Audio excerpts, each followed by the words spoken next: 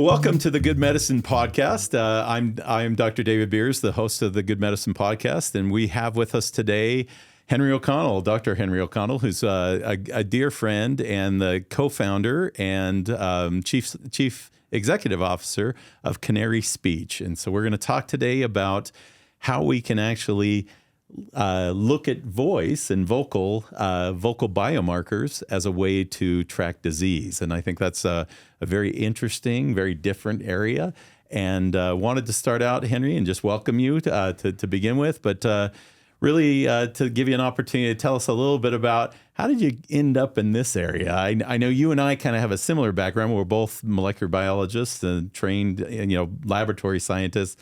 So how does somebody like you end up studying vocal biomarkers? How did that happen? Well, the path we take is not always the one that we see straight ahead. That's right. So 40 years ago, almost, Jeff Adams and I met. He was at the NSA at the time. I was at the National Institutes of Health doing research in neurological diseases. I did that for about 5 years. He was also at the NSA for about 5 years. He was building mathematical models to de-encrypt spy messages at the time. Before what we know as speech and language analysis, natural language processing, all those things didn't exist. Yeah. He's a mathematician by training. We just fell in love. I mean, I just really loved the guy. And we went on, we have our different careers, our families, we know each other well, our wives are friends. And it was 40 years of that friendship developing. He went on from there to develop much of the foundational technology in speech and language. So the credit to where are we and why are we on this path really belongs to him. Went from the NSA to work with Ray Kurzweil. Ray's brilliant. Yep. An inventor, unmatched really. Many can match him, but really, truly a tremendous inventor of technology and new things. He was trying to develop natural language processing, didn't quite have that tool set, but everything Jeff was doing was foundational to that. So Jeff, working with him, developed the first commercially available natural language processing product. And what was that called? In that case, it was just a tool set. Yeah, okay. But he went on to develop Dragon Naturally Speaking. Yeah. And really the most successful product in the speech and language dictation area for medical. Yep. 4 years ago, Microsoft bought the company for $19.2 billion. Yeah. Jeff went from there to a company called Yap, where they developed similar technology for dictation within legal. He developed a number of other groundbreaking fundamental things, diarization, other things that today we take for granted almost. About 12 years ago, Microsoft was looking for a team to build something that didn't exist on planet Earth. And they bought the company Jeff was in. And so they ended up with Jeff and 17 speech and language scientists and Jeff O'Neill, a patent lawyer. So they have Jeff Adams, Jeff O'Neill, 17 scientists. That team was the core that then 3 years later launched the Amazon Echo. Yeah. So you have far field speech. You have fundamentals in basic speech technology. And so Jeff really was the core. I went on to a business career. I did corporate turnarounds for the last 20 years before this. And he was finished up, got through his severance period of time. And he and I were at a bagel shop on University Avenue near Brigham Young University. He was there to speak that day. We met after that for what we thought would be an hour, hour and a half, just catch up. It was 8 hours of sitting there until they threw us out. And during that time, I asked just a fundamental question. I said, Jeff, you've done so much. I mean, so many wonderful things. First evers in many cases. What's still left on the tabletop? What's on your desk? And he said, I've always wanted to create an adaptation of speech and language for analysis of human condition and disease. I said, well, why don't we do that?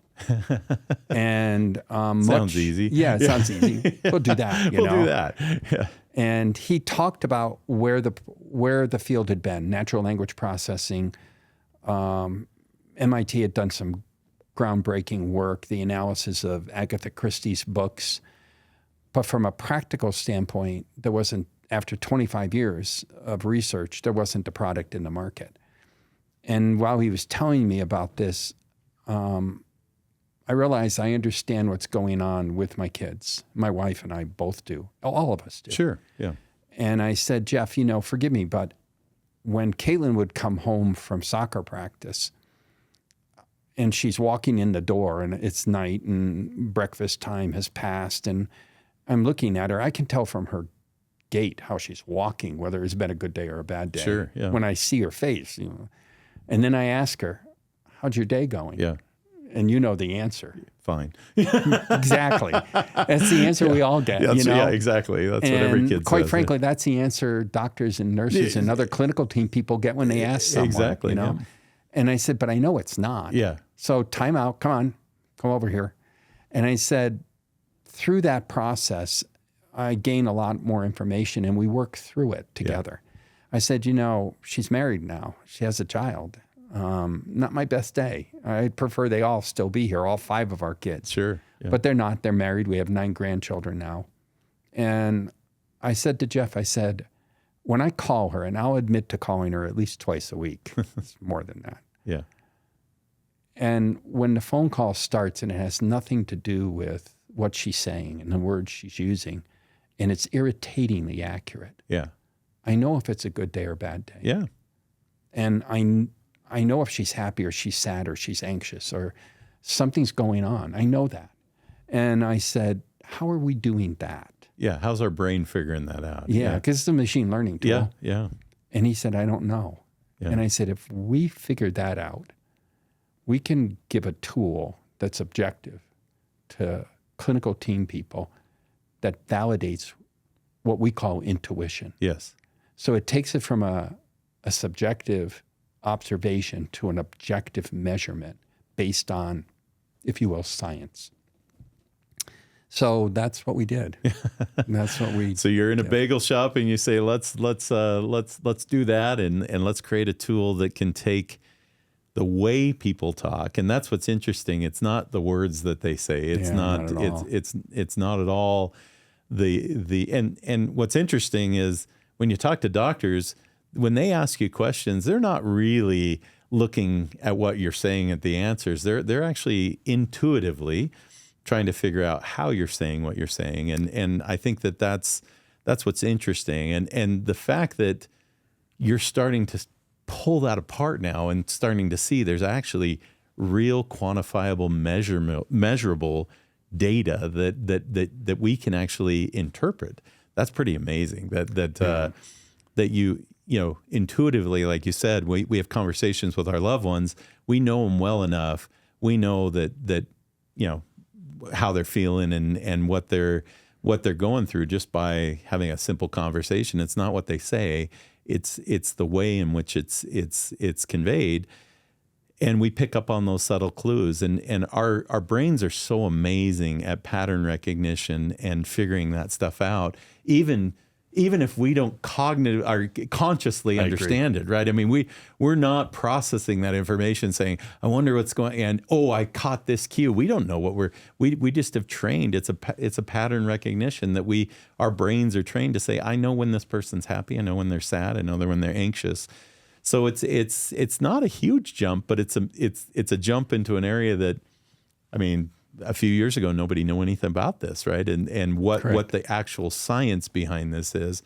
So I guess that's the next question is, how did you start to try to pull this apart? So you had one of the best language scientists in the world, somebody that had spent a lot of time trying to figure out how to recognize more speech than this. This is actually even more nuanced than that, right? So our things that we're familiar with now with the Alexa and Siri and these voice algorithms are these voice recognition algorithms that we interact with on a daily basis now. It's a little different than that, but I'm sure that a lot of the work that he did in establishing that was kind of the foundation of how do we build from there. So what was the first thing that you figured out in terms of, you asked the question, can we do this? So how did you take that next step to figure out, okay, let's how do people with different diseases or different conditions, how do we figure out how they vocalize that in a way that we can actually measure? So what was the first thing you did to try to figure that out?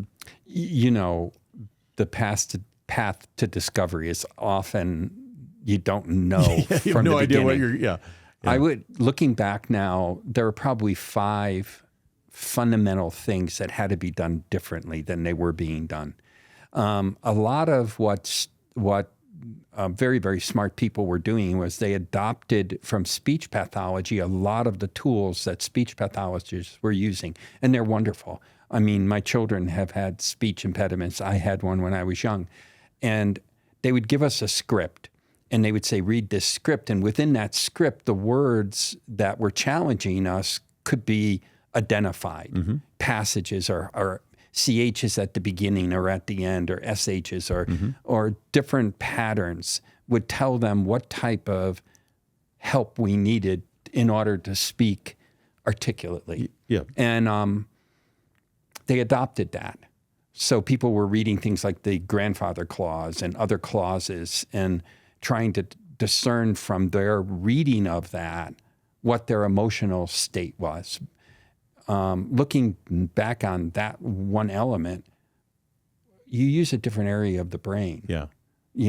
I mean, this went so far as there was a California group, university group that hired actors from Hollywood to come in and act as though they were anxious, or act as though they were fearful, or act as though they were depressed, kind of like Winnie the Pooh, Eeyore versus. Yep. And publish that work, but that didn't advance the field because you couldn't generalize that. We're not measuring Hollywood actors, and we're not measuring how well a person reads something. We're trying to measure, do they have anxiety or depression? Right.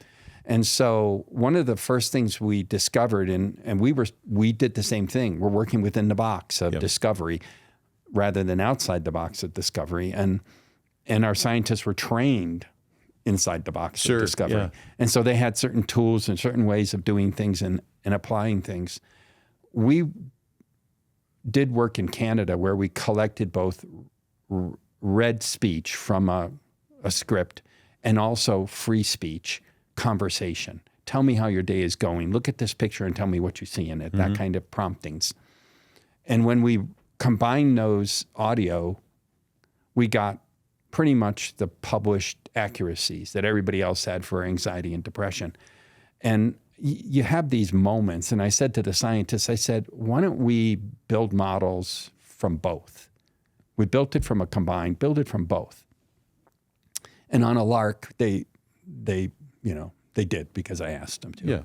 And we found that the conversational speech had accuracies in the mid-70s and the read speech had accuracies in the mid-50s. And when you put them together, they were right where everybody was in the 60s, And so at that point, that aha moment, we said, okay, we're going to move forward from here. We're going to abandon using read speech totally.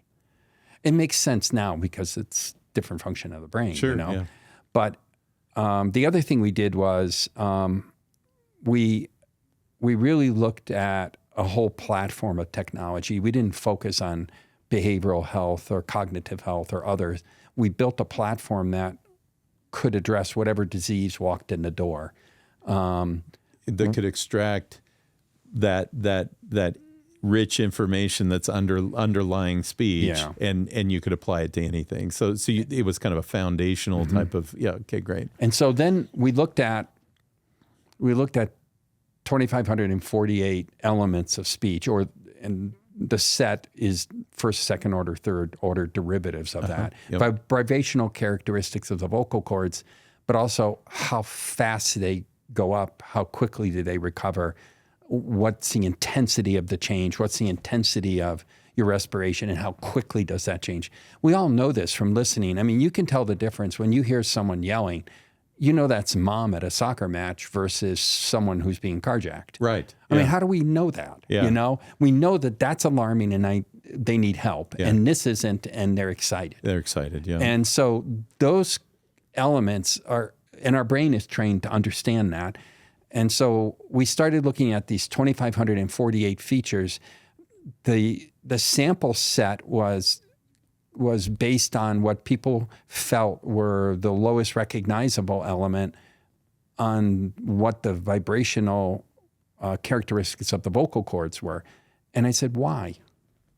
Why don't we, instead of being 17 milliseconds or 20 milliseconds because we think that measurement is 17, why don't we measure 20, compromise, we'll measure 20, but slide it 10. So functionally, we were doing it every 10 milliseconds instead. And that was uncomfortable for the scientists at first because they said, that's smaller than the vibrational character. Well, it was uncomfortable that we wouldn't use the exact same features either. Academia had determined that the features associated with stress were this set. And so we were doing the same. We were submitting the paper based on the study in Canada. Yeah. And we were mid-70s in accuracies. And all of a sudden, the final paper came back for review, and it was mid-60s again. And I said, why? What happened? And they go, well, we're looking at these feature sets, and that's not the accepted features for this or for that. So they won't accept our paper if we're outside of their accepted feature sets. I said, I don't care. we're breaking new ground here. Just submit it. So all these little nuances, if you would, that have been built up and accepted over time, I kept thinking, we just have to break that. Yeah. And whenever we're modeling something, we're using a half a dozen to a dozen different types of models. Not only did we shorten the sampling size and look at a much larger data set and ignore words totally. They're not even part of what we do. Right. We just don't even, they're subjective. So you're trying to build an objective model and you're using subjectively selected words. Yeah. I mean, most of us speak without consciously selecting the words for a lot of what we do. But when it gets down to it, we either have learned those through patterning, through repetition, or we are really selecting a word like supercalifragilisticexpialidocious. It doesn't mean any sense in what we're saying, but to make a point, I threw it out. So we got away from words, and we wanted an objective tool that could balance against a subjective judgment of a clinician. Now you have two different and that's how you science. That's how you test the model is you have a clinician assessment Correct. to say, here's this individual, here's their level of depression, anxiety, whatever it is you're Correct. measuring, and then you say your model can our model replicate or improve upon existing type of tools to do that. And all of the ground truth that we use, all the label that we have is always based on, perfect point here, it's based on the information from a trained group of clinicians. Yeah. And the tools that they're using, many of them are question sets or like a mini MOCA or a GAD-7 or a PHQ-9, anxiety, depression, mini MOCA, cognitive, HAM-D, same type of thing. All of those were the standard tests being used, many of them question sets, many of them intrusive in the relationship because go do that for me, then come back, we'll talk about how that worked out, So you're doing something to demonstrate what your anxiety level is, and it's going to be reviewed by the doctor. Right. That doesn't cause anxiety. So study-induced, biased. No, it definitely happens. And so for the longest time, David, we had to ask people to give us 40 seconds of sampling. Mm-hmm. The biggest breakthrough we've had in the last year and a half is we went to ambient listening because it's non-intrusive. Yeah. We're listening to the conversation, if you will, between you and I. We're smart enough to know who's David and who's Henry, who's the doctor, who's the patient. We can do diarization, separating the voices. We could target both of them and score both of them, but generally we're scoring the patient, and we're doing that in a streaming mode now. And we know through AI, all these things are AI. Yeah. Through the API, we know when we have enough sample. And at that moment, since we've been streaming and we're doing feature extraction 2,548 every 10 milliseconds, if you will, functionally. Yeah. What ends up happening is when we say, okay, we have enough information, that information is who is the person, what were the disease targets? Do I have enough data to make an intelligent, accurate assessment? When all of that's true, within milliseconds, the score appears on the device, the smart device in the doctor's hand or in the clinical team member's hand. And that could be on any of the diseases we have. So today we have things in progressive neurological diseases, Huntington's, Parkinson's, MS will be out shortly. We will add to that in the future behavioral health, anxiety, depression, stress, mood, fatigue. We're adding PTSD to that this year. Cognitive health, MCI, mild cognitive impairment, normal cognitive function, mild cognitive impairment, and then Alzheimer's disease. And we can differentiate across that spectrum. Anything we're measuring, all of it could be measured in the same 40 seconds we're capturing, and all of it returned in the same time frame. Incredible. I know, I go, wow, Yeah. you know? Yeah. And this is all a bunch of people here in Utah, Yeah. almost all. Many of them trained. We have scientists that were trained in England, trained in India, trained in Korea, trained in Germany, trained in the US, intentionally. We wanted people who grew up in different, if you will, boxes of intelligence or training, and coming together and setting aside ego and just asking, how do we arrive at the best solution?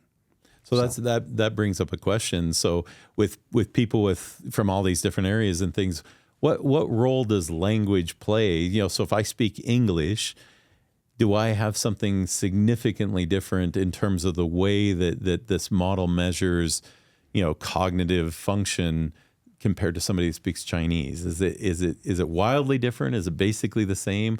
Are you picking up on, you know, because the way obviously that I think about this whole area is it should be language agnostic to a large degree. Now, obviously, there's going to be subtle things that are different about languages. I mean, we all you know travel the world. You listen to people that speak different languages, and you have a different impression. You're not as intuitively of what's going on. Like, it's harder for me to tell somebody speaking Chinese whether they're depressed or anxious, or, you know, I think I'm more plugged into people speaking English because it's not necessarily the words, but the intonations and patterns and ways. So how much of that goes into these models that you build? Is it complicated, you know, by different languages, or is it pretty much something underneath that you can pull out? BioHive is a nonprofit building the future of healthcare innovation right here in Utah. As one of the nation's fastest growing life science industries, they bring together scientists, entrepreneurs, students, and companies to create breakthroughs that save lives and strengthen our economy. Whether you're in a lab or at a startup, BioHive is here to build, brand, and bring together a thriving life science community, and there's a place for you. Learn more, get involved, and see their latest happenings at biohive.com. It's much of what, since we don't pay attention at all to the words yeah, in the language level, the features that we're looking at are fundamentally how the central nervous system is controlling the instruments that create speech. Yeah. Speech is the most complex motor function we have. Yeah. As a data set, it's second only in density to the genome itself. Yeah, isn't that amazing? I know, 15 plus million data elements every minute, and we're probably only scratching the surface, you know, because we're looking at 10 millisecond slices, you know. I'm sure it's smaller than that, and I'm also sure there are things we don't pay attention to. Sure, yeah. And we'll discover those in the future. But I like to give the example. We built a mild cognitive impairment model first in Japanese. Okay. That algorithm gave us the basis of the MCI model in English. Yep. And that meant with a data set of just a few, 25 individuals, we validated the performance and tweaked it to improve or maximize its accuracy and performance. I can't tell you that machine learning wasn't dealing with the differences in the telephone lines more than the differences in our central nervous systems. Sure, yeah, that's a good point. Yeah. And so when you do that, we find we're able to move from one language to a new language with an algorithm, a diseased algorithm, very, very quickly with smaller data sets and validate their performance generally. We also found that we could use multimodal approaches while we focus on the vocal biomarkers, Yep. there are other elements that while alone, I don't think they could build a model to identify a disease, in concert with what we have can improve that. Got it. Yep. And so that's an area that we started working in during the last year and a half and have been augmenting and improving model performance.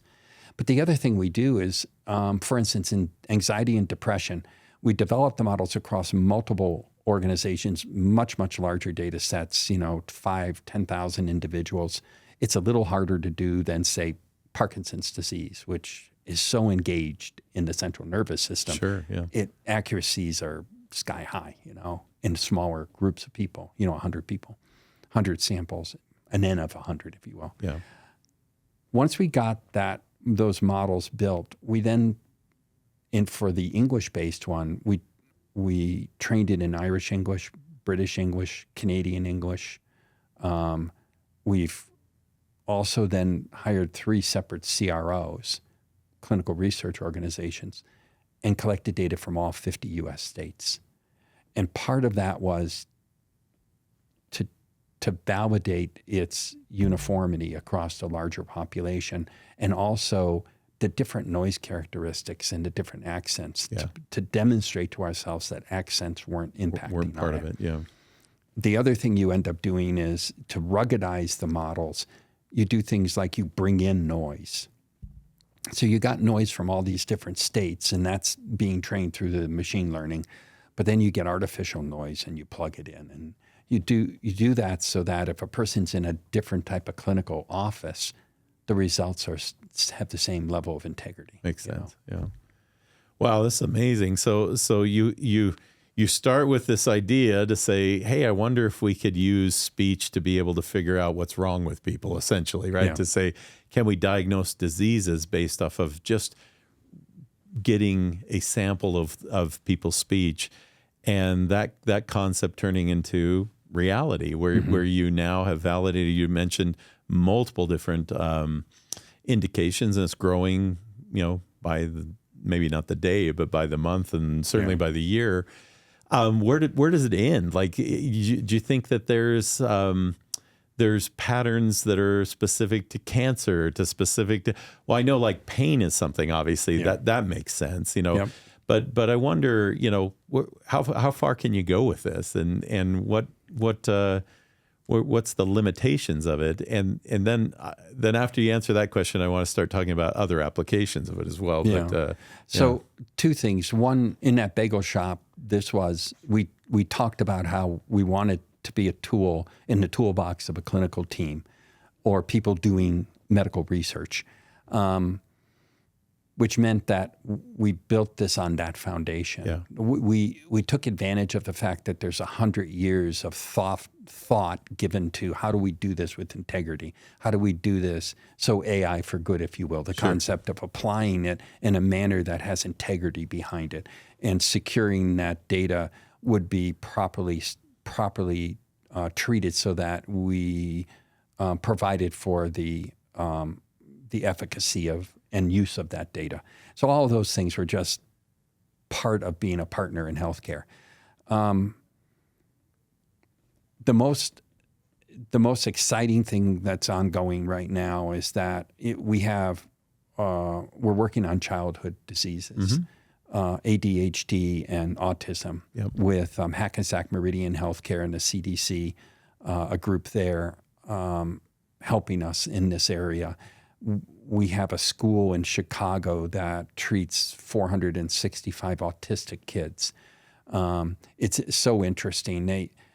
This is just a group of people who have nothing but love in their hearts. I mean, a number, they classified in 4 ranges, 1, 2 are individuals that suffer dramatically from autism and being able to function in society. And those are the 465 from grade preschool up to 24. So they're taking them right through college and training them. 2 are much more functional. 3 are much more functional and, quite frankly, level 4 was, these geniuses that are rare among us who are doing things like putting rockets in space or and all kinds of things. Yeah. And so that's a very, very exciting area for us. Using a multimodal approach will also allow us, I think, to expand, to perceive diseases we wouldn't have naturally thought would fit in there. Yeah. Anything that impacts on the central nervous system's capacity, and it's so complex to create language, leaves behind clues of the disease that are causing that problem. Wow, and if that's the case, then machine learning can find it. Yeah. Well, that makes a lot of sense. That and like you said, it's such a complex system. Our central nervous system is incredible, and I think we still don't understand. No. Not even a small fraction of how it does what it does. But imagine you and I are sitting here talking right now. We didn't have a plan. It wasn't like we had a script. It's not a Hollywood movie. Yeah, exactly. Yeah. And it's flowing. We're responding to the last question or the last answer, and an aha moment occurs, and we go in that direction without even knowing the end of that hallway. Exactly. We start down that hallway, and we're confident in doing that because our central nervous system is functioning light years ahead of us. Exactly. Yeah. And so they're tossing aside all the little problems that could occur, and we arrive at a sentence that's meaningful. Yeah. And without even consciously really understanding it, which is pretty amazing. And we're doing digestion right now too. Exactly. So it's doing all the other work all for the us. other work. That's and right. the heart is still beating, and the blood is still flowing. Exactly. And all that stuff is happening. And we're responding to it because it is, as you said, it's more complex than we consciously can really understand at this moment in our evolution, if you will. Yeah, it's amazing because it's not only. It's receiving and sending signals back and forth in our body without us thinking about it. And you can imagine that dysfunction that happens anywhere in the body probably has there's a perception there. Our nerves are everywhere, and they're perceiving, function and perceiving things that we probably aren't conscious of even, and sending that back to the brain to say, hey, something's going on down here and something's happening over here. So like you said, there's clues left behind because our brain is processing that, and our brain's also vocalizing things, and so the clues of the dysfunction get left behind, and it makes sense, right? It's not maybe intuitively obvious, but when you start thinking about it, it's like, wow, there's a ton of potential here. There's so many things. So now, that's the next step is now you built these tools. It's like, what can you do with them? Like your initial thought was, I want to give this as a tool in the bag of a physician so they can get better. So the way I think about it and the way that we've talked about it in the past is what is really challenging in medicine is there are people that are better than others at diagnostics and better than others at doing what they do, and providing tools to help normalize, to try to bring maybe a less experienced and less proficient physician up to a different, to a higher level. I think this is the opportunity here that it gives them another set of tools. So they're put their stethoscope on, listen to the heart. They can recognize certain rhythms and patterns there that they've been trained. But this just gives them another thing that allows them to measure something that maybe a more experienced, older doctor has already kind of incorporated a lot of that, but this hopefully normalizes some of that. And to me, I think, trying to raise the tide for everybody is pretty exciting, to think that I can take somebody who's maybe less experienced and more marginal didactics and diagnostics and help moving them up to pro level. Maybe that's, where this is. But I can think of hundreds of applications outside of that as well. Yeah. So I think that's kind of correct me if I'm wrong, but that's where you started to say, let's put this in the bag of these physicians and say, give them another set of tools and something that potentially is more quantitative, something that could put a number on it and say, you were a 5 yesterday, you're a 7 today, so you can measure, and it's not a qualitative thing to say, yeah, you were mild and now you're hot, or whatever that scale is. I think we tend to do better with quantitative things to say, here's an actual measurement and a number. But now that you've kind of built these foundational tools, what are you starting to think about? Like, what else can they do? What's the future? And you can start probably extrapolating these into lots of areas outside of where you started. And like you said, I think the interesting thing that you had brought up earlier, that ambient listening now, as opposed to having people, record or just you're listening to just normal conversation. What does that do for you? And where are the applications for that? And some of that's a little scary, a little big brotherish, right? That somebody's listening and something's listening out there and paying attention to what's going on. What's the future? What can you do with that? Well, the advantages that ambient listening provides, and it's not without some risks. Yeah. And whenever there's risks, there's a responsibility and accountability. Yep. But ambient listening means it removes the requirement to separate the clinical team member and the patient, so the patient could go do something to provide information. The information is provided through the interaction. Yep. It removes the bias that we talked about earlier and frees up the opportunity. They don't feel like they're taking a test, right? They're just talking. They're just talking. Yeah. And since we're only using 40 seconds and we could do that in a streaming mode, we could actually be providing fairly continuous information to the real doctor. Time, right? Real time. Imagine the first 40 seconds and then 50 seconds and 60 seconds and so on and so forth, and just providing information to the clinician so they're seeing like almost a heart rate type of thing. In behavioral health or other things. We found that in the progressive neurological disease area, accuracies are 98, 99%. They're sky high. And that's really helpful. I mean, very, very subtle for measuring these transitions from, say, a pre-manifest Huntington patient to manifesting the disease, and really diving into understanding when is this happening in this person's life, going home with them. Yeah. Because autistic children or ADHD, often their triggers occur in their live environment, not in a doctor's office. Yep. And so being able to arm parents with tools that can help them in conversation and privacy with their children to understand what's triggering them and how do I help them either learn to deal with that trigger or help to avoid that trigger. So those types of things where you're stretching medicine out, being able to do it remotely. Yes. We did a study with the Ulster University Hospital, where we were working with a population of 10,000. We called them gypsies. They now call them border people. Yeah. Gypsies, I think, is a little more descriptive. They didn't have any connectivity to any healthcare, but they had cell phones and they had cell service. And we were able to connect them for behavioral health with Ulster Hospital. That's an amazing connection. It doesn't matter where you live in the world today, you're going to be able to get this kind of service, and it's only expanding.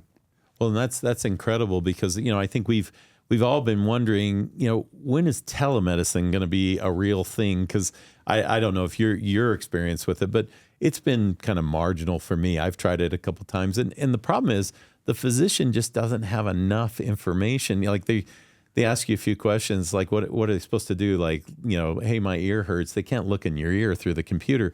But this seems like this could be a perfect application of, like you said, remote monitoring, where you can actually get rich information back to a physician to say, I know what's going on with this person without having to, be in the room with them. Be in the room with them, exactly. Yeah. That it really does create a whole different concept of how to diagnose people remotely without it being clunky. And right now, I think just doing a Zoom call with a physician and having him ask you a few questions, I'm not sure how effective that really is. But imagine Canary Speech is in Zoom now. Yeah. So we're now part of that Zoom interaction. Exactly. We can provide the doctor with a range of different behavioral health or cognitive health issues that are objectively measured with that individual. Yeah. Older people like myself, Yeah. my dad was in World War II. He was in Italy. He was crawling around in the dirt with bullets being shot at him. That's a bad day. Yeah. So if a doctor says, well, tell me how your day went, well, I think about that, Yeah. and I think that's a pretty good day compared to that. Compared to that, that's right. And older people have a tendency to be more stoic. Yes. And their life experience has brought them to a point where their appreciation of now is more focused, you know? So this actually lets them know their anxiety levels are sky high, So how do we help them deal with that? Patrick, my son, as you know, who's the psychiatrist, he and I talk about this all the time. And he said, current psychiatric kind of philosophy is we're not going to solve this in the office. Yeah. We need to train individuals, give them tools, but they're really going to solve it at home. Well, what else could we do? Just like with this doctor, we could be providing biofeedback for these individuals across time. They could begin connecting. When I get 6 to 8 hours of sleep, I'm better off. That's just something I have to do. I have to have a half-hour downtime where I'm walking or I'm listening to music or I'm doing something that just helps restore my nervous system, to normal. Yeah. And gives me balance in my life.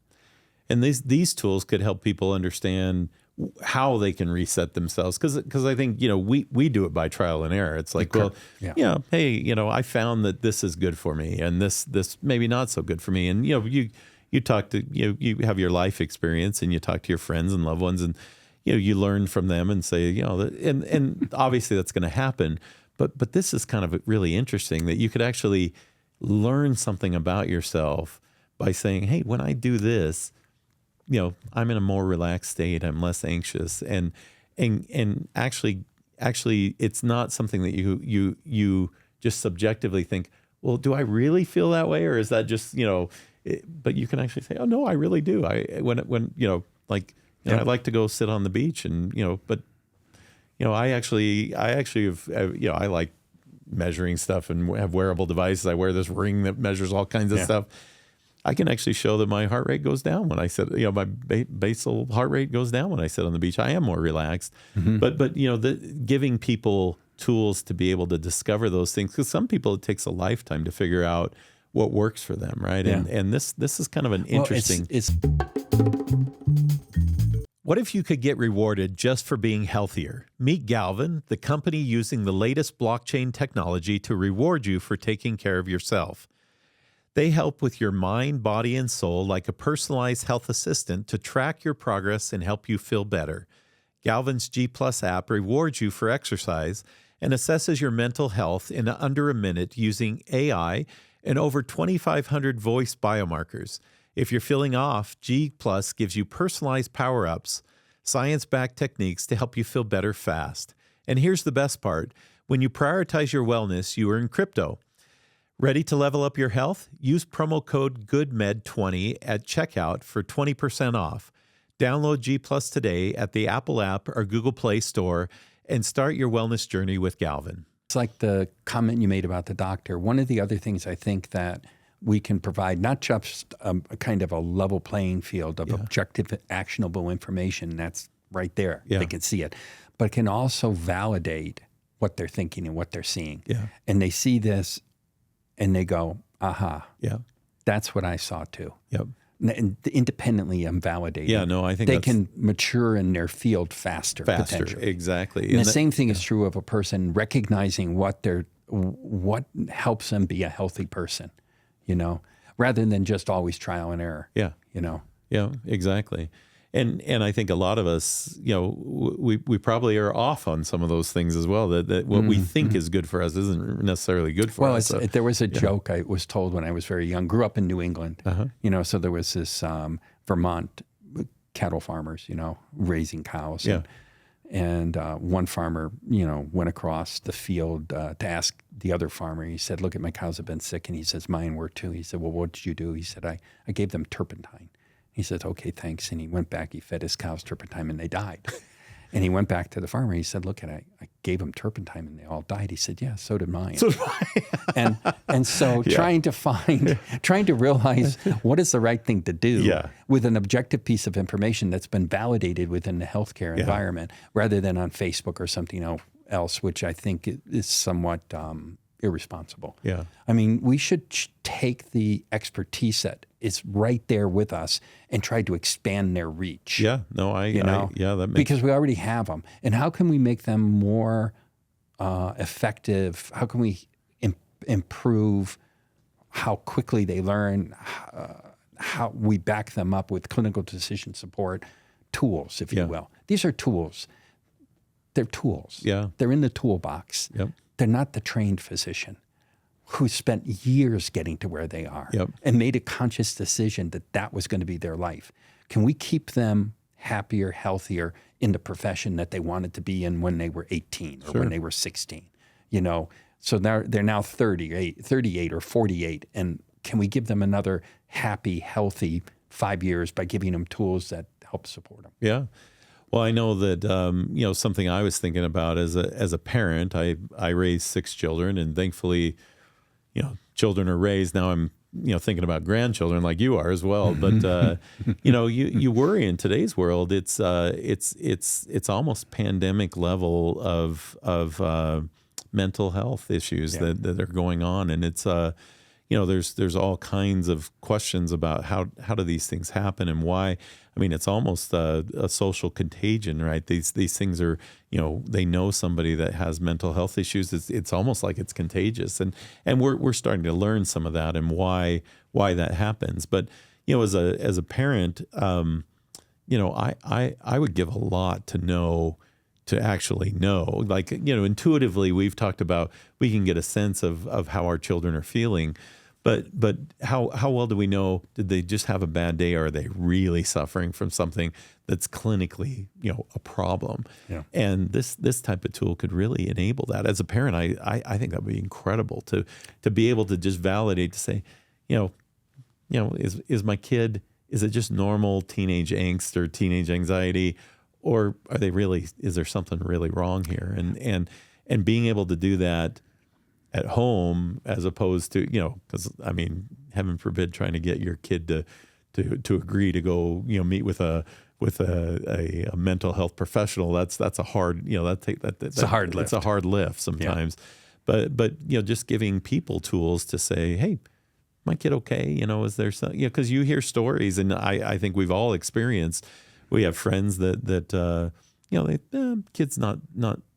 They're going through something, and it turns out they're going through something really bad, and ending up, taking their own lives and things. And if we can eliminate some of that with some of these simple tools, and this is stuff we're talking about, can be put on your phone, right? Yeah, and exactly. Amazing opportunity. At the same time, it's, people worry about, you're listening to this stuff. What's the privacy side of things? So maybe you can just speak to, it's not like you're collecting recordings and you're mapping that back to individuals and tracking what people are doing by name. That's certainly not something that's the underlying technology here. Yeah, this is true. So we operate at the same level of any Class 1 healthcare system in the world. We're in what is called a high trust environment, HIPAA compliant, meet the various standards for the handling of data. But even on the cell phone, if an individual is talking on the cell phone, the information we get is de-identified. Yeah. It's encrypted in its transmission to us. It arrives in a system that is a healthcare compliance system, and we're scoring that information, encrypting it, and returning it to their device only, which they should have some security on themselves. We never know who the person is. Yeah. And when I talked about identifying roles between a doctor and a patient, that you can do. Sure. Yeah. But was that Dr. Smith or Dr. Wilbur or Dr. Jones or Dr. I don't know. Yeah. And we're never going to know that. Right. And we shouldn't know that. And you don't care either, really. No, we don't. And we don't know the patient's name either, of course. And so all of that is protected. The information that you provide we generally right now work within the healthcare environment. Some of our clients are using this in environments working with adolescents, and particularly in Ireland and in Germany, and in Japan with adolescents and others. That work is done under real strict protocols, thoughtful, development of a whole process around protecting their identity, protecting them, having follow-up, just like we do right now with successful programs that help deal with high school, adolescent depression, anxiety, and suicide prevention programs. Building using those same types of programs and adding information to them, not just trying to take this information. You're not replacing anything. Again, it's a tool. It's an objective tool that can provide information in helping to either self-manage biofeedback, if you will, or helping their circle of friends and family understand when this is really becoming alarming at levels. It's not just, all of us have stress. And stress, in fact, is not always bad. I mean, at the start of a race, the gun goes off. I can promise you I'm stressful. But it helps me run a faster race. That's right. It turns that into a response that's positive for you. It's a flight response, of course. Exactly. Well, I obviously, my perspective's always on the therapeutic side of things because that's where I come from. So I see this as a really interesting tool for, tracking the effectiveness of therapies as well. That one of the things that when you're developing diagnostic tools, if you're going to measure something and give doctors information, they want to act on that information, right? So being able to give them, to say if you see this, then here's what you can do therapeutically. So I'm excited about the potential. I think that some of the biggest challenges that we face today are, we have an aging population where we're getting a lot of folks our age in the next 10 years. We're going to be heading into territory where we're going to deal with some of these chronic neurological conditions and neurodegenerative conditions. And to be honest, our therapies for those are dismal right now. We do not have good effective therapies for Huntington's disease, for Parkinson's early stage a little bit, but late stage certainly not. Alzheimer's not at all. Really nothing terribly effective there. There is some treatment, but often the diagnosis is so complex that individuals have an event where they have neurological damage before they actually. That's exactly right. So I really see the potential of this as a companion for, therapeutic side of things as well. And so I know you and I are thinking about, how do we do this? Because, my interest has been, let's find some new targets for this stuff. Let's find new ways to actually try to reverse, and especially early on. And that's I think where we have to really put our focus medically, is to say, can we diagnose this stuff earlier? And can we have interventions earlier before it gets too far down the road? Because, once you have a fully neurodegenerative brain, I'm not sure there's coming back from that. I know I'm a believer in cell and regenerative medicine, but I'm not sure we know enough about how to reconstitute that system once it's gone through that level of damage and degeneration. So I'm super excited about the potential of being able to use some of these tools for early detection and for early intervention, and being able to show that we can reverse trends. And I just see, the potential of being able to track people in real time, because the one of the challenges is we bring people in every few months and we measure them one time while they're sitting in a doctor's office. And they might have had a good day that day, right? And a bad day that day. That's right. And that, that trend might not be exactly right. But if you're measuring every day and you're getting that feedback, I think you get much better data that way. So I just see a huge future for us to be able to adapt some of these tools where we can remotely monitor, we can get continuous information on these people and get a real baseline of where they are, so that when we intervene therapeutically, we can see, are we changing the course of this disease and what the potential. And hopefully in the next few months, you and I get a chance to announce some big things. I think we're thinking about ways of using this technology together with new therapies to to actually make a difference in some of these diseases. So I'm excited about that. And I guess we're closing in on time here. So why don't we end with tell us what you see the future of this, like in 10 years, in your wildest dreams, where does this end up in 10 years? Where do you see this being used, and what's the potential of, if in a perfect world, if everything went right, where would Canary Speech be? Where would this technology be? So I believe expanding the number of diseases, expanding the range of languages. I'm talking with our team about validating what we would consider a universal model, a universal algorithm, if you will, for the analysis. So it wouldn't matter whether the person was raised speaking Portuguese and is now speaking English to us, or vice versa, or Mandarin, or whatever the languages are.